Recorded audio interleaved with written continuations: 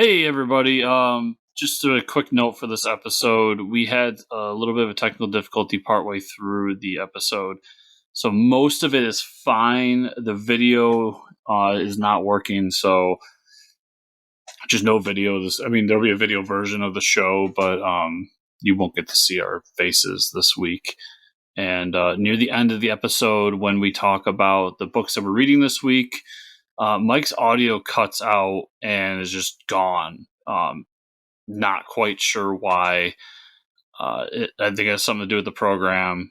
He had kind of a crash on his computer and then came back, and then it just must have stopped recording for him for some reason.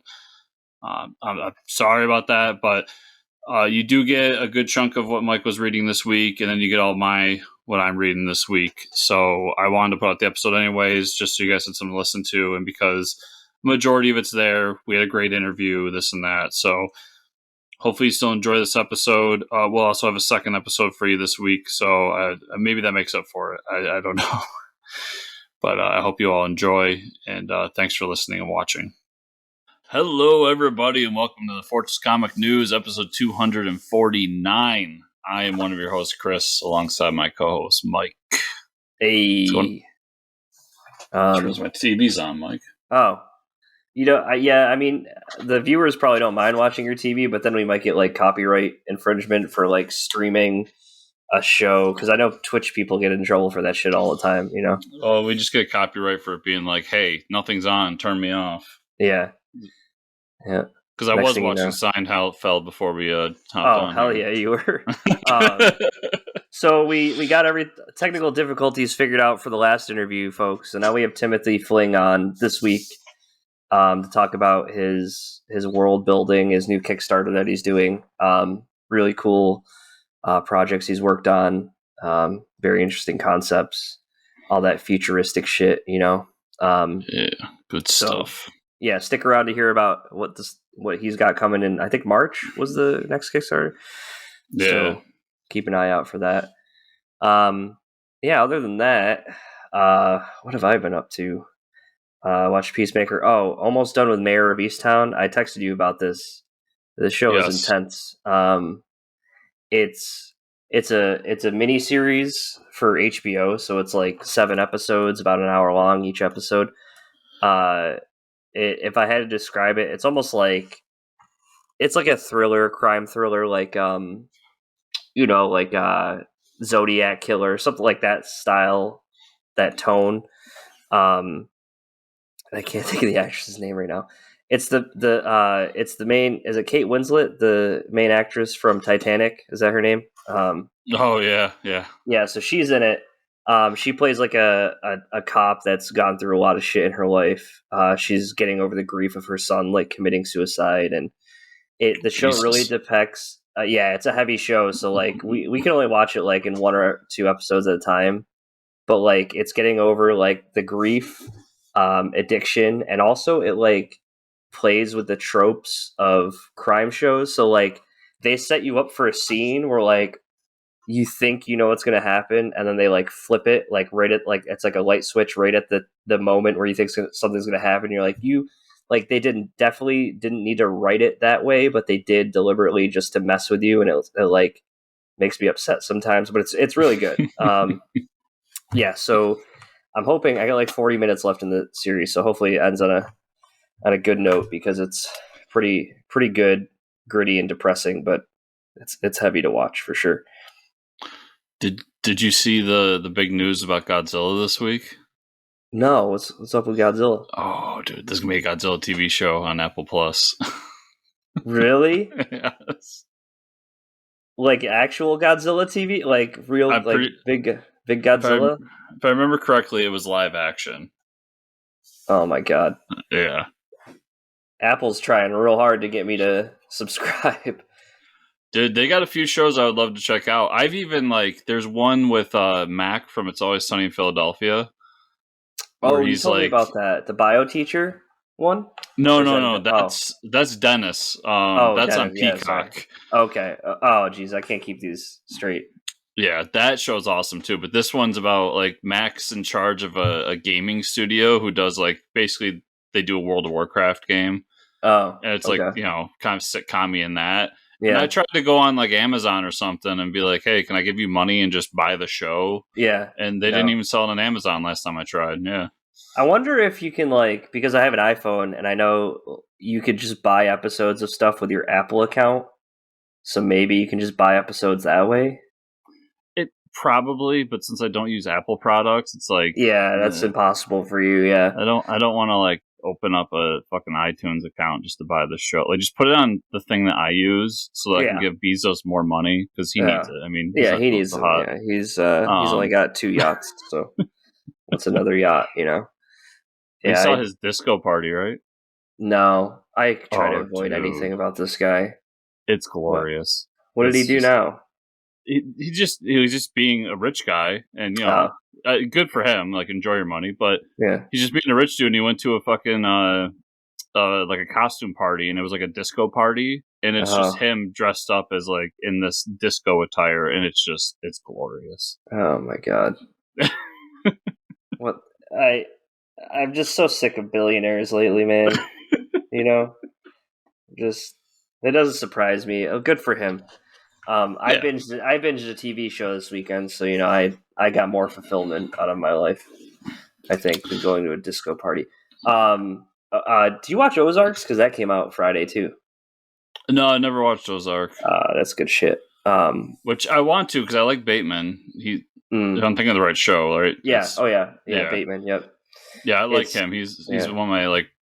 He's one of those guys that when I see him in something, I always like enjoy him. So It's a lot like Breaking Bad in the sense that like at first it's weird seeing Bateman in a serious show, kind of like yeah, oh man, I can't think of his name, Walter White, but yeah, Cranston, seeing Bryan Cranston. Bryan Cranston, yeah, going from Malcolm in the Middle to that, but it's once you get used to that, it's really freaking good. All right, I guess we'll just jump into the news then.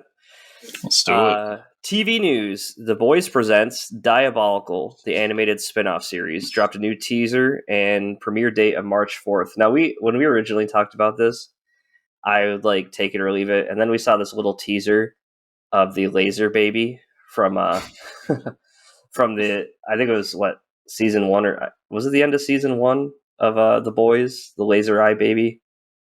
It's been so long. I can't remember. But Yeah, that's the scene they show is like the lab guy chasing the baby, and like the baby just laser blasts a whole SWAT team, like just obliterates them. But it's drawn like Looney Tunes style, which is just kind of crazy. I mean, I'm gonna check it out. Why not? It seems to be the same tone of The Boys, so yeah. I'd even be like you said, it feels like a Looney Tunes cartoon. So if it like yeah, has that tone, where it's just like hmm kind of a little over the top, like yeah, Bugs Bunny esque, I yeah. would be all for it. So Yeah, I think it's like something that I didn't know I wanted, but I saw the trailer and I'm like, okay, this looks fun. Like it's the complete opposite of what happened with the Aquaman series, where I was like, oh, Aquaman animated series sounds cool. Then I saw the trailer and I was like, nah, I'm out. too old for Adventure Time. Yeah, same. Uh, Lord of the Rings, Rings of Power teaser from Amazon. Amazon just dropping stuff this weekend. We so I mean I'm not I love the Lord of the Rings movies. I'm not the biggest Lord of the Rings fan. I'm gonna say it out there. It comes out September 2nd. It's crazy to me that this comes out in September, and they've also talked about this being the most expensive like made for TV show ever, and we have seen nothing about it. We haven't seen who's in it. Like we haven't seen any like photos of like the paparazzi hanging around the set of where they're doing it. And we know there's a lot of like weight resting on the shoulders of the Lord of the Rings franchise. I mean, I'm gonna watch it for sure, but it's just amazing to be. It's like Spider-Man: No Way Home, or is that was that? Yeah, that was the title. Like we didn't see anything about who's in it, Yeah, So I hope we're pleasantly surprised. Like they're just gonna drop the cast list or something and be like, boom, here's all these crazy famous people. Um, I think you can see the cast list right now because I remember hearing that like there's just no names is across it the just no board. names? That could be fine too. I'm fine with either way. That's what I've heard. Okay. I And so yeah, I'm kind of in the opposite spectrum of you. I just do not care about Lord of the Rings. Okay. I read the books when I was younger. The Hobbit was the best of the books, and they butchered that in the movies. Yeah, And and the whole scene, the best scene of the Hobbit was the the dragon, the smog scene, and it was just like so. The second movie was so bad. Yeah, and those movies, I know I'm in the minority here. I mean, but I just think that they're so drawn out. Like, oh yeah, we could have done this in 1 or 2 movies. We didn't need 3. no, the that's Hobbit my feeling on it. The Hobbit movies are definitely. Yeah. So Hobbit, yes, Hobbit should have been 1 movie. Lord of the Rings, I'm saying, didn't need 3 movies. I thought it was too much. Yeah, you're the minority there, I think, because they could have added more for sure. People watch the extended editions and are like, "We need more movie." Oh, trust me, my father, when those came out, were like, 5 hours of Lord of the Rings, let's do it. But that's it. I'm in the Kevin Smith camp of like, okay, I see enough walking, like let's do something else. But I mean, yeah. That's me. If somebody like yourself tells me like this is amazing and you gotta watch it, I'll try it. But I've seen this movie before, and how I felt about Game of Thrones compared to the rest of the world. So yeah, we'll see. Yeah, but either way, I'm gonna check it out. I don't know anything besides what happens in the Lord of the Rings movies. I never read the books. I just read The Hobbit. So I believe this takes place when the rings are made. So whatever that means. I guess we'll find out. Books are solid reads. Yeah, it's too many words for me. No pictures. I need more pictures. Late last year, Disney Plus announced the return of X-Men 92. Now we have details about the plot of the new season. It said that it'll reimagine the events of House of X, Powers of X, the hit series by Jonathan Hickman, which brought the mutants to their new country of Krakoa. All right. Sounds pretty awesome. We're redoing it in animated form. The funny part about this was, so anyone that's been listening for a long time knows my history with X-Men. Love this cartoon. Never been a big X-Men fan, but jumped on with Jonathan Hickman. Blah blah blah. Mm-hmm. There's a teaser image, and it's the original X-Men team like coming through the portal to Krakoa, and Professor X, who, this is why I don't like X-Men. Apparently, Professor X had cloned a body of somebody else. I think it was Reed. I'm not quite sure because I don't care that much. And is no longer in a wheelchair, and he's walking around. And then on top of that, he decided, hey, let's build this cerebral helmet and no longer need the giant room. I just need this helmet, and it does everything the room does, which makes sense because technology works that way. Yeah. But he just walks around with the helmet on. So I say all that to say that this image is the original X-Men team coming through the portal, but Professor X is still in the chair. And he's got the helmet on, and it just looks so like goofy. That's awesome.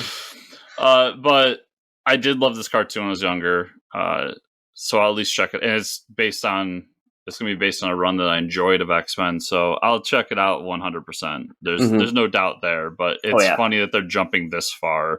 Yeah, and I'll be interested to see like how they handle it. Yeah, it's because it's going to be very comic book science heavy for sure. Yeah, we'll see. We'll see how well received it was.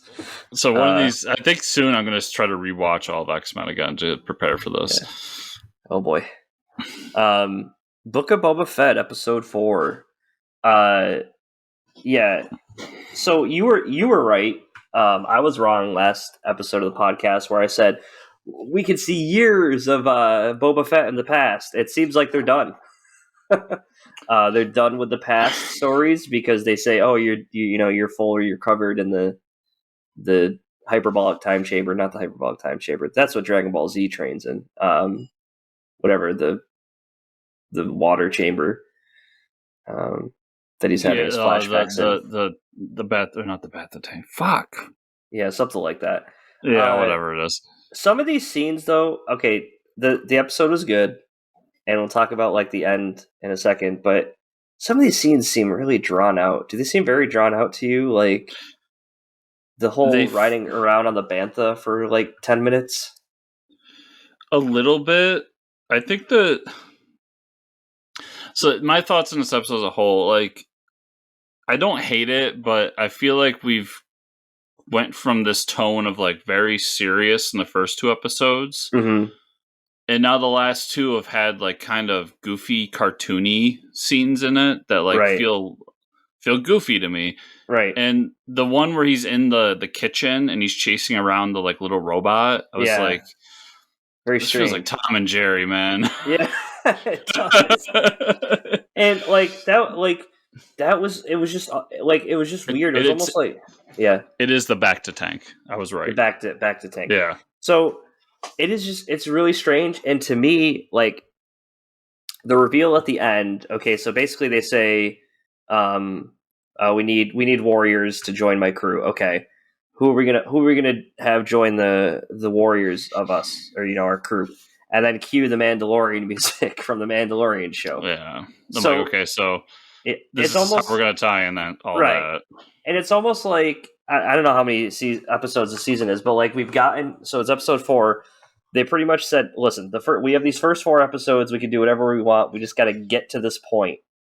You know what I mean? So they kind of just like jumbled all these cool things around, and then they said, okay, episode 4 is where Mandalorian comes in, and then we have like the main plot or the main continuity story going on here. But I don't know if that's how you felt with it or not, but so I think we're gonna do 6 episodes because I feel like you're right. I think that this is how you tie in Mandalorian and then set up season 3 of Mandalorian. Right. So in my eyes, this is really season 3 of Mandalorian and then season 3 of Mandalorian season 4. Yep.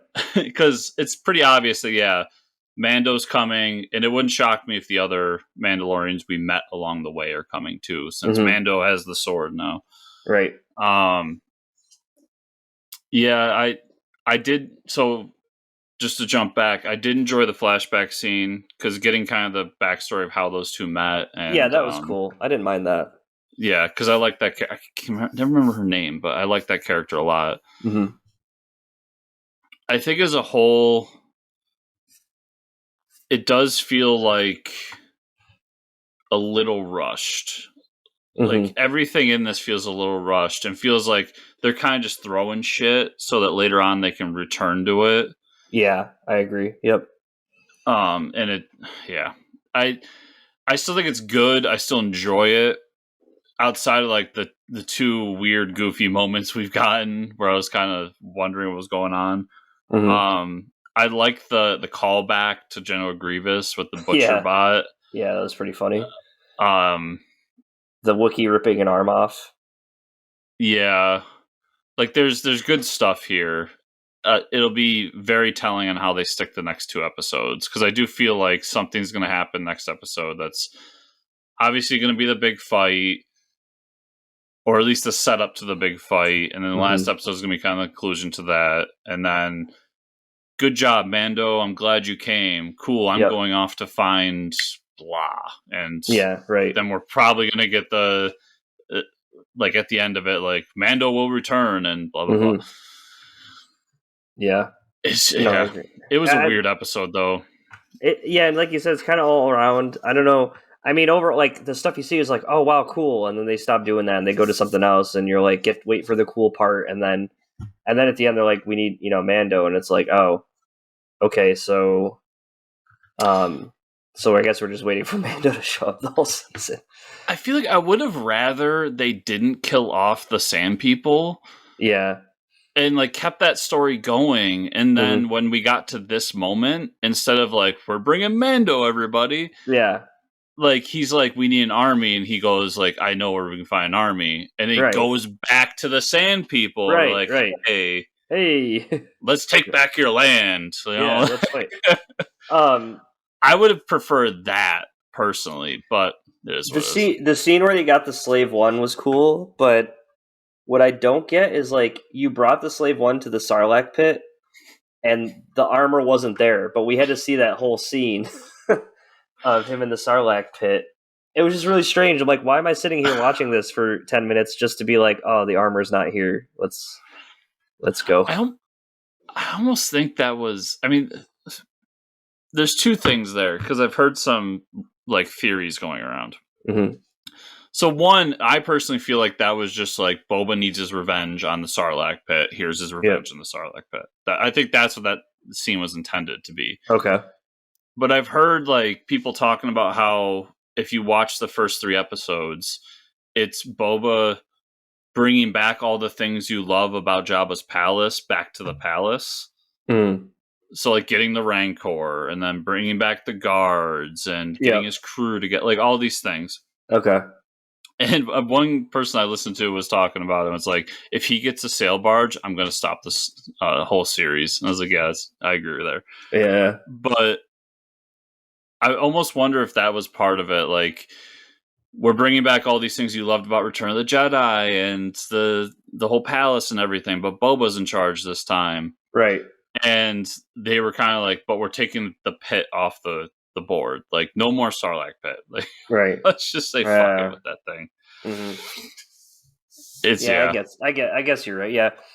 I don't know. Either way, I'm gonna keep watching it. You're gonna keep watching. It's still good. It's still enjoyable. It's just not my favorite thing. At the end of the day, what it is my expectations were through the roof. Boba Fett TV show. Holy shit! I've waited my whole life for this. I know, right. And it's just not what my head had come up with. Yep. Peacemaker episode 4. Do you really want to taste it? Is what I'm going to ask, because that's the intro song. If you haven't watched the show, I'm planning on learning the intro dance. By the way, because I laugh my ass off every time I see John Cena like moving his arms like that.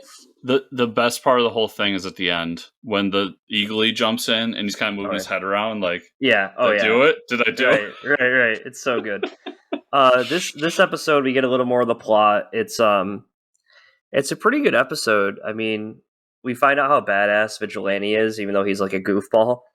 The whole scene of like, I'm not Vigilante, or he's like, I'm not him. And she's like, well, I never said Vigilante was a he. And he's like, oh, well, whatever, Vigilante. Like that whole scene of like him trying to like hide it.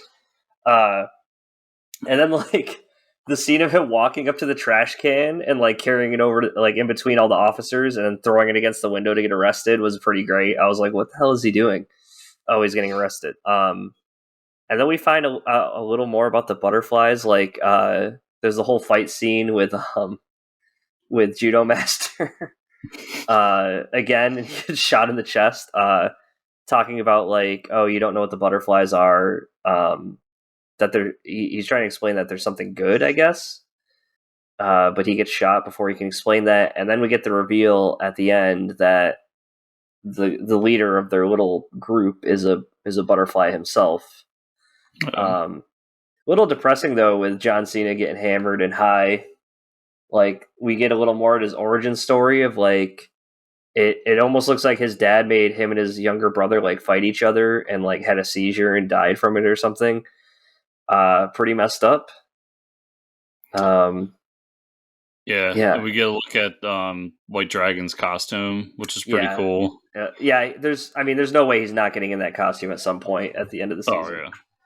I was looking it up too because I don't know enough about Peacemaker. Yeah. Apparently, I don't know if it's still in continuity, but the original thing with Peacemaker is that his dad was like a Nazi officer.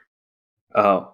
So like he has direct connections to like World War II Nazis.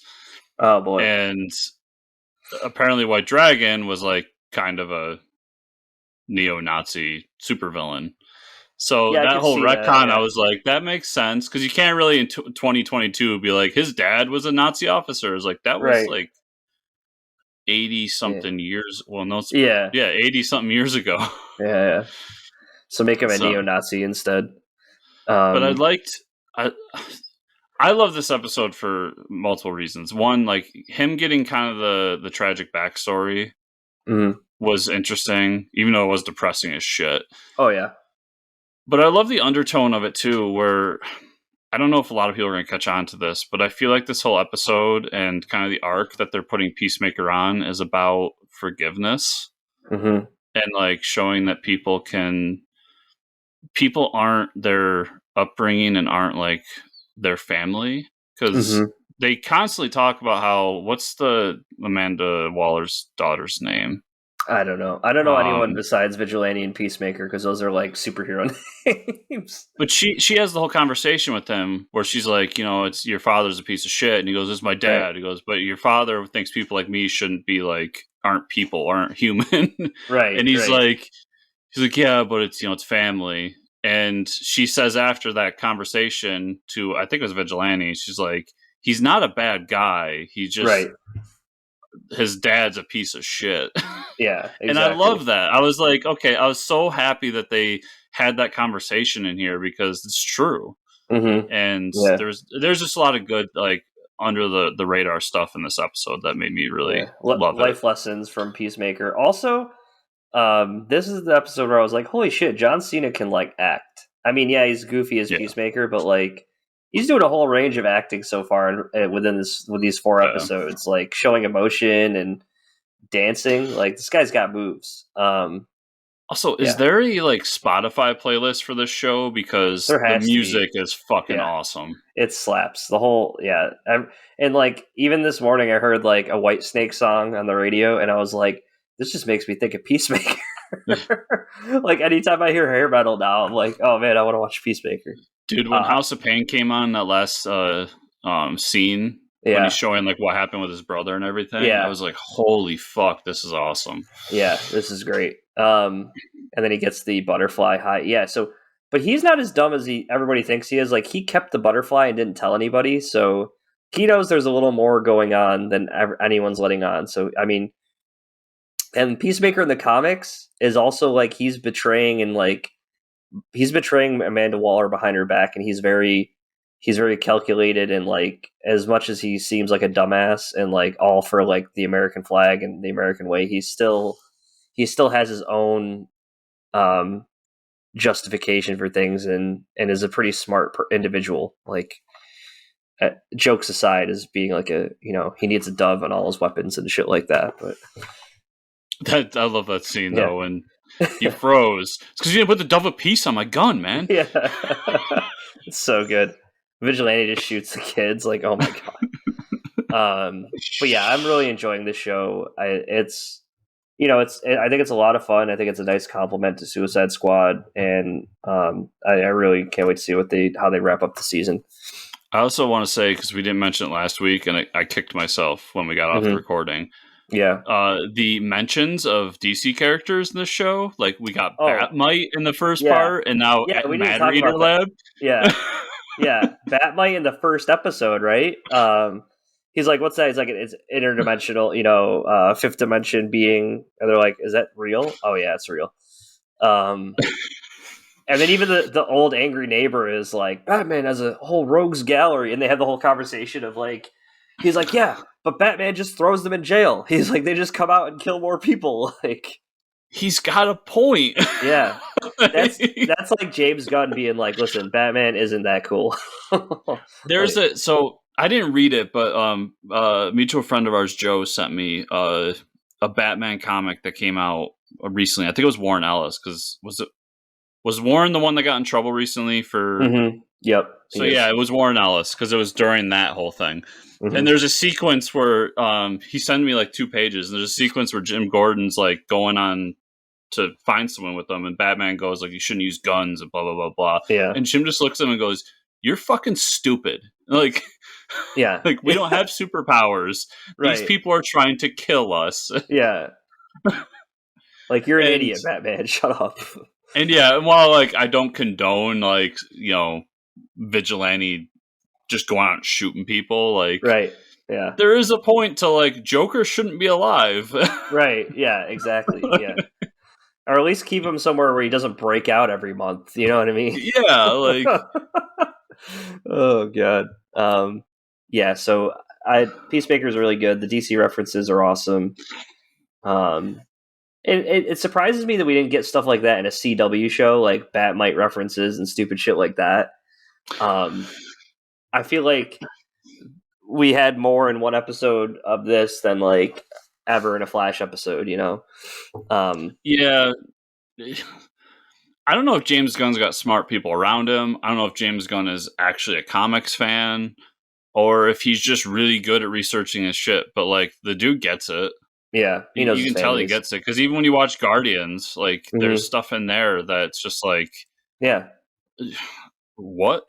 yeah, yep. So yeah, I hope I'm excited for Guardians 3. I'm excited for I Am Groot, but I do hope that after that, and it sounds like it is, that he sticks more in DC because I feel like he can bring a levity and quality that DC hasn't had in a long time, and it's proof right here between this and the Suicide Squad.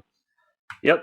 No, I agree. All right, so let's hop on over to this interview we have with Mr. Timothy Fling, and we'll see our adoring fans on the other side. And we're back. Hey, so check his website out with all his cool projects and everything. Look forward to the Kickstarter in March. And we're going to do some comic news. Marvel, this is very surprising to me, has announced that Moon Knight is getting the Black, White, and Blood treatment this April with a 4-issue miniseries. The first issue will get stories from Jonathan Hickman, Chris Bachalo, Mark Guggenheim, Jorge Fornes, Maria Iodele, and Dotun Akanda. Hickman and Bachalo's story will introduce a new Fist of Khonshu. Yeah, so I mean, first off, they're doing this for the TV show, right? Yeah. Second, is this something you're going to be reading? Probably, because you're a big. Yeah. I mean, Jonathan Hickman and Moon Knight fan, right? This is like what you've been waiting for. So yeah, this is for the new show, obviously. I mean, Marvel's not dumb. Yeah. And they also got the ongoing series that Jed McKay is doing, which has been phenomenal. Yep. I'm all for this. I like the Black, White, and Blood. I just read the Elektra one, and that was really good. I checked out the Carnage one for a while because Donnie had a story in there. Of course, they put the Donnie story in issue 4, making me buy all 4 issues. Yep. But this is the first one I'm like super excited for because this character I really, really love. So, cool. I'm happy for it. More Moon Knight. And more Chris news. Captain America's back. This week, Marvel announced in the new issue of Entertainment Weekly that Cap is getting 2 new ongoing series, beginning with an issue 0. Get your wallets out to set them both up. The issue 0 will be written by Jackson Lanzig. Okay. Colin Kelly and Tochi Onyebuchi, with art by Mattia de Lullis, and will introduce the reason why both Steve Rogers and Sam Wilson are now both Captain America. The first series is called Captain America: Symbol of Truth, by Tochi and artist R.B. Silva. This series is Sam Wilson as he discovers what it means to be a black Captain America. The second series is called Captain America: Sentinel of Liberty, by writers Jackson Lanzig, Colin Kelly, and art by Carmen Carnero. The series will follow Steve Rogers as he reflects what it means to be part of the greatest generation and still do good as a Captain America. So we have like 2 polar opposites of Captain America. We have the Captain America that's like reminiscing about the past, like good on us for being the best generation. And then you have Sam Wilson, who's like, man, it sucks being black Captain America because that's all people see me as, right? I think that's kind of what they're going with here. I also think that part of Steve's story and is going to be like not just reminiscing about it, but like reflecting on the sins of the past. Because while his generation was the quote unquote greatest generation, and the events that happened during his lifetime were phenomenal for people. There's still a lot of bad back then. We can all agree on. And while he did good and was trying to do good, he could still reflect and be like, but not everything was so great back then for everybody. But at the end of the day, I love that. So they're giving Steve his shield and they're giving Sam a brand new shield. So I like that Sam's getting his own unique shield to go with his costume. It looks really great. The teaser image was just a mural of everything Chris loves. It was both Caps. Armin Zola was in the background. Red Skull was in the background. MODOK was in the background. It was fucking awesome. And it's the cover of Entertainment Weekly, dude. Yeah. Like, that is the cover of that just blew me away. But, yeah, I'll get both of them. I love that era of Cap, the recent era where Nick Spencer was doing it, and we had both of them running around at the same time doing stuff. I still, like I said, there's still great stories to be told with Steve and Sam, and I'm just excited that there's a team I don't know the team on the Sam book. I'm not familiar with, but I'm always gonna check it out. For the Steve side, we had Jackson on the show. Hopefully, I'm going to get him back because now we have to talk Captain America with him. Yep. But those two of Jackson and Colin have done great books, and I've enjoyed what they do. So I'm really excited. The team I'm excited for, is on Captain America again. Yeah, dude. Jackson went from taking Batman Beyond, one of your favorite books, to going to another one of your favorite books. Yeah. Jackson and Colin I've come to the conclusion that they're the reincarnation of me, except successful in comics, because they did a Kang book. They're doing a Batman Beyond book. They're doing, next week comes out their Winter Soldier book. And then after that, Captain America. So like, there you go. Could you do more Chris stuff, please? Like, can we get a MODOK book? Like, let's that's what it's all going to end on, is the MODOK book. The master plan. I'm really, really excited about this. Yeah, that's awesome. Good for them. DC is celebrating the 30th anniversary of Death of Superman by killing the entire Justice League. With issue 75, writer Joshua Williamson, artist Alejandro Sanchez will end the long-running series with death of the entire team. What this means for all the solo series for characters like Batman, Superman, etc. is unknown, but it looks like the leaked 5G plan that was widely discussed more than a year ago, it looks like it's going to happen. I'm just going to say this. I've expressed my distaste on Twitter about this. I like Joshua Williamson on Justice League. If this is like their way to like kill what Bendis was doing, they're like, we don't know how to solve what Bendis was trying to do, so let's just kill everything and then start fresh. But as a DC fan and Justice League fan, like, killing off my Justice League and trying to get me excited about it is what you need to do. Is you need to like have a poster that says we're killing the Justice League, but here's the new Justice League, and have like the JSA there or some shit. You know what I mean? That's how you get me excited about JSA. This. I know. It's not going to be JSA. I know. It's going to be Damian. It's going to be Jackson Hyde. It's going to be John Kent. I don't want, like, these characters all have a place, and when they put out the Jackson Hyde book, like, they're putting out a Jackson Hyde book right now that I'm reading and I'm enjoying. But when they put out the new Jackson Hyde book, I'll probably get it because I'm an Aquaman fan. I like Jackson. I like Damian even, and I would probably follow Damian to Batman. But it's a thin line there. Because, I don't know. Damian being Batman would be weird because he's still a kid. So who else is going to be Batman? Is it going to be this... Who's doing the I Am Batman book? I don't even know. With... Oh, is that with Luke?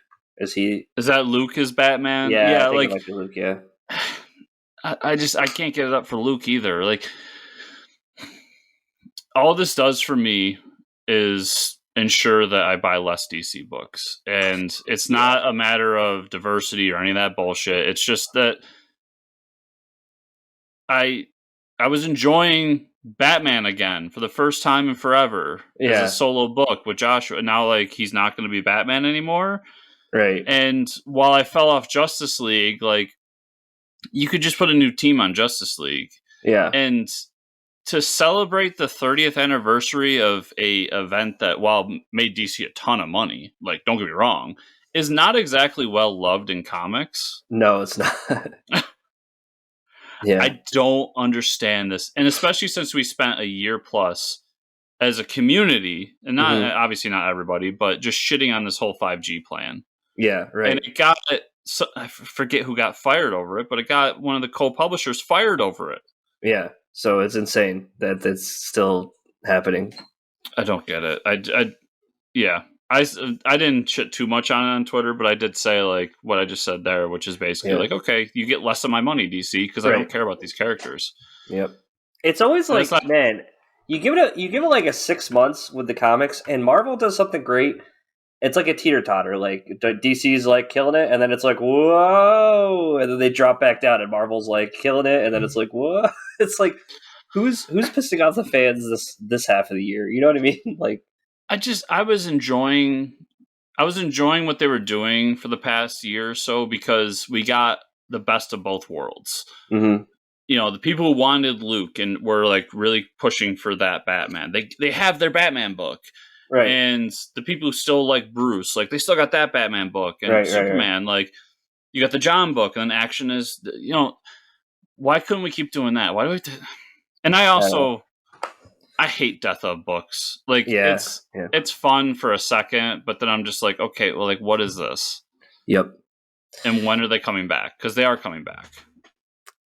Yep. All right, we're gonna jump to the last few installments of uplifting news that I think Chris and I are both excited for. Yeah. Mad Cave Studios announced that show favorite series Nottingham is returning with a second volume. The series will be called Nottingham: A King's Ransom, and the original creative team, David Hazen and artist Shane Connery-Volk, are returning for the series. Awesome. We love the first series. The second series is going to be great. David Hazen deserves all that. So good for him. Yeah, 100%. Yeah. Go check out that first volume. It's awesome. Yeah, Mad Cave Studios knows what's up. Dark Horse Comics announced that writer Zach Kaplan and artist Wilton Santos are bringing their new creative-owned series to the publisher. The series is called Breakout.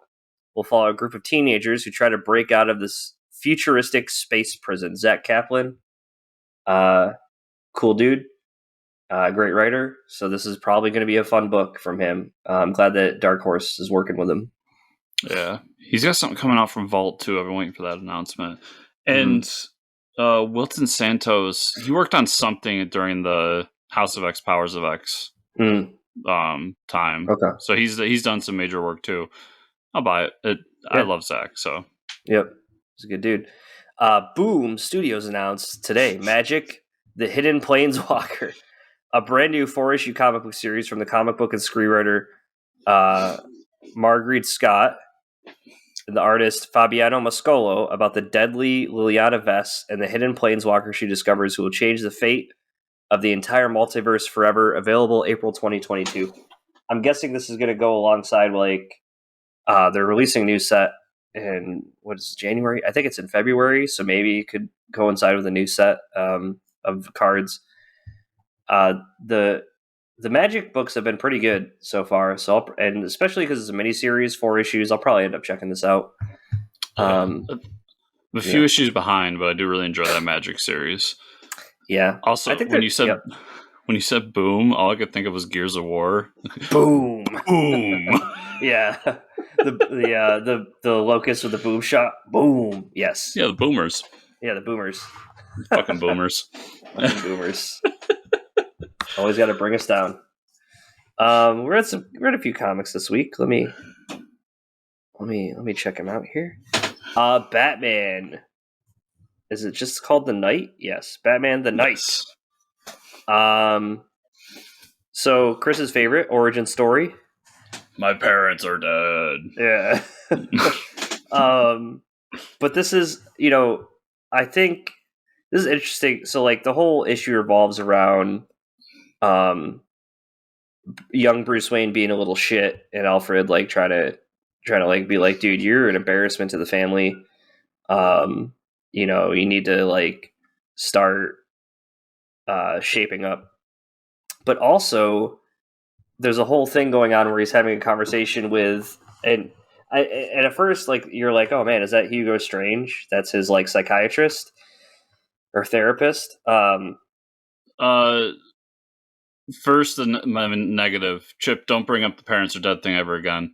The one page we got of it was too much. That aside, I did enjoy the book. It kind of explores an area where, at least from my knowledge, and I don't have a ton of DC knowledge, but like I don't see a lot with Batman. A lot of people want to explore like my parents are dead and look how sad I am, and the bat flies through the window and blah blah blah blah blah. And this is him as kind of a teenager getting out of high school, getting ready for college, and where he goes to where you can see the fork in the road for him. Because like there's that moment where he's talking to his girlfriend. He's like, I want to be a cop. And she laughs and goes like, you're a billionaire. And you want to be a fucking cop? It's stuff like that. So I enjoyed what I enjoyed most of the book. It was good. I'll keep reading it. Yeah, I got a couple else to go read too, but I read Animal Castle #2. This is the like pseudo sequel to Animal Farm. Um, so we're kind of dealing with the backlash of the whole revolt from the first issue, and we get the king, essentially, whatever you want to call him, the El Presidente, I think they called him, is this giant bull who there's this real awkward scene where like we see the bull and he's got two cows in the room with him, and like it's not graphic, but it's very obvious that he's like mounted one of these cows. And I kind of flipped the page and was like, that's not what I expected to see in comics. um but it was kind of, it was, the whole scene was trying to show like that he's a piece of shit because he was basically telling this, I hate to say cow because it sounds derogatory, but that's literally what it was. Um, he's basically telling this cow that she's like there to give him a son and like treating her like shit. But so he comes out and tells everybody like, listen, I know the revolt happened and it's bad, and whoever's in it was a bad person, and they talk about the character in the first issue who they kind of nailed up to the wall. And but everything is forgiven if we just go back to normal. And he does the whole like trying to create fear, instilling fear by giving an enemy. He goes, if the wolves outside even see like one bit of dissent, they'll come right in. And then we find out that that's all kind of bullshit, because what he's doing is taking all the stuff that they create there and trading it with humans in a different community. And he meets up with this human and gets like a medal and some gold and like weird shit, typical like dictator stuff. And and then the kind of the B plot is the character. Actually, that's the B plot. The A plot's the character following this house cat, and she finds people to help her out so that she can keep going back to work. But that person is obviously, the person that helps her out is in love with her and convinces her to go to this play with a bunch of the other like workers. And it's this rat who's telling the story of Gandhi, and it's basically them trying to sow more dissent and try to get them to revolt and all this stuff. It's a real interesting book, especially if you're someone that read Animal Farm, like 99% of us that graduated high school. It takes a lot of what was there and just expands it and shows kind of the aftermath of that book. I'm really enjoying it, and the art is just so phenomenal. And it's like a Blaze Comics. It's a publisher I'd never heard of before this, but apparently they've done some stuff. We talked about Batman and Night. Hulk #3.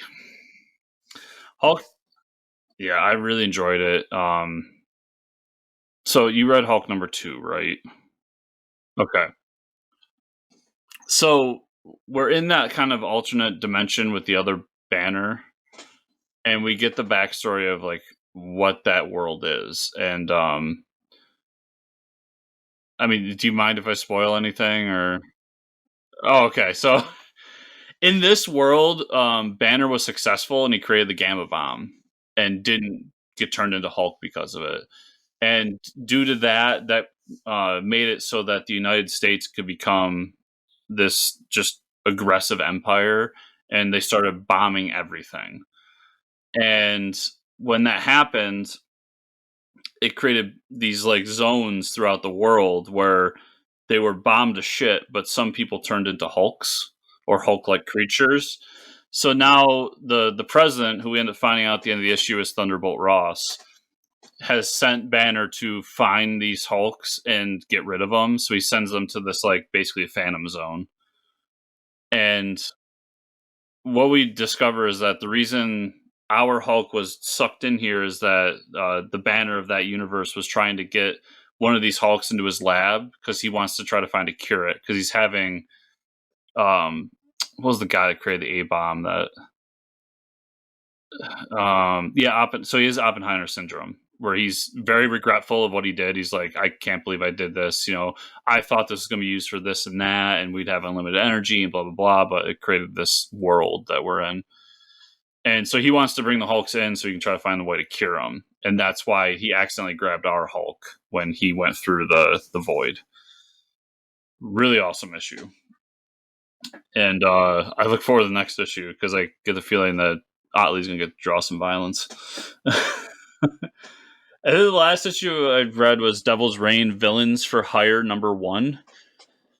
This is the return of the Thunderbolts, basically. And what we find out is the Thunderbolts are being used by Wilson. So I should say, if anybody that read, what was the event last year that Donnie did? King in Black. Yeah. So King in Black, we had the Thunderbolts. We've discovered that Wilson had these Thunderbolts that he was using as kind of like his personal police. And now that he's decided in this event that there's no more superheroes, the only superheroes that there can be are the Thunderbolts.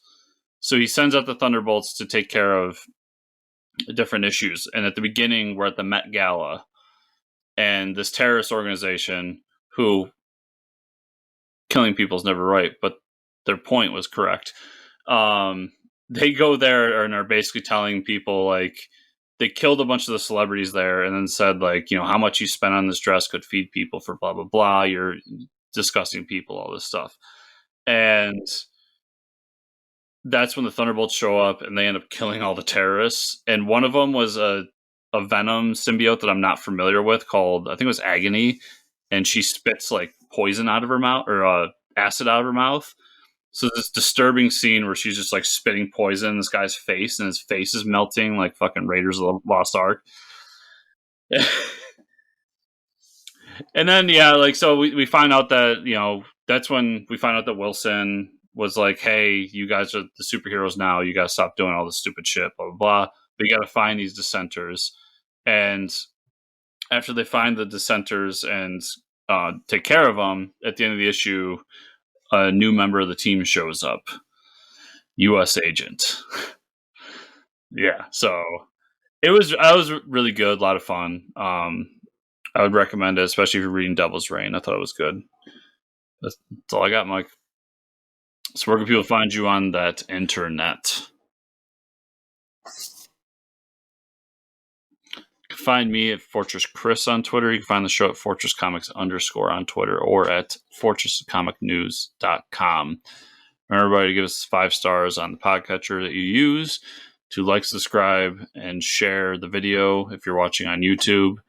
And if you want to go the extra mile, patreon.com/fortresscomics. I should also say that we always have affiliate links in the description.